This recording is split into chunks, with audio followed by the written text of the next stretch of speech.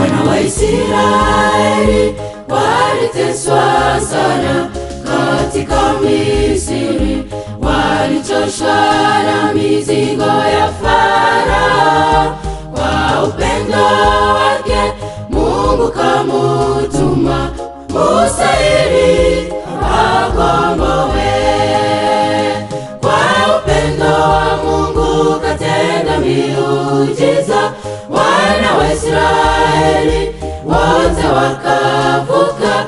Nasi tukiomba tutavuka bahari inayokuwa mbele yetu. Kwa upendo wa Mungu katenda miujiza, wana wa Israeli wote wakavuka. Nasi tukiomba tutavuka bahari inayokuwa mbele yetu.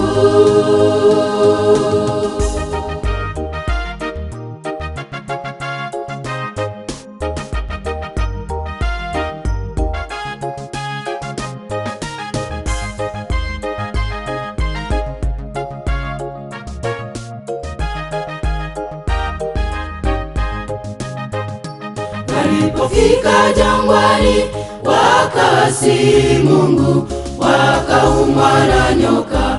Kwa upendo Mungu akaagiza Musa aitengeneze nyoka katika sura ya shaba. Waliona wote wakapona. Kwa upendo wa Mungu katenda miujiza, wana wa Israeli wote wakavuka. Nasi tukiomba tutavuka bahari inayokuwa mbele yetu.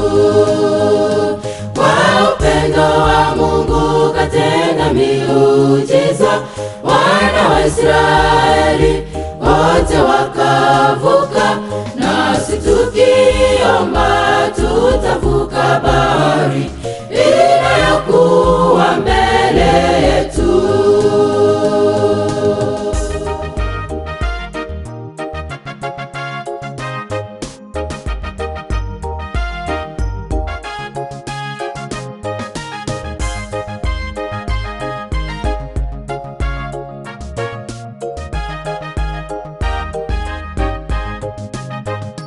Bwana Mungu alipoona tumeteswa sana na mizigo ya dhambi, kamtuma mwana wake wa pekee aje atuokoe katika utumwa, tuwe huru kwa damu yake. Kwa upendo wa Mungu katenda miujiza, wana wa Israeli wote wakavuka. Nasi tukiomba tutavuka bahari inayokuwa mbele yetu. Kwa upendo wa Mungu katenda miujiza, wana wa Israeli wote wakavuka. Nasi tukiomba tutavuka bahari inayokuwa mbele yetu.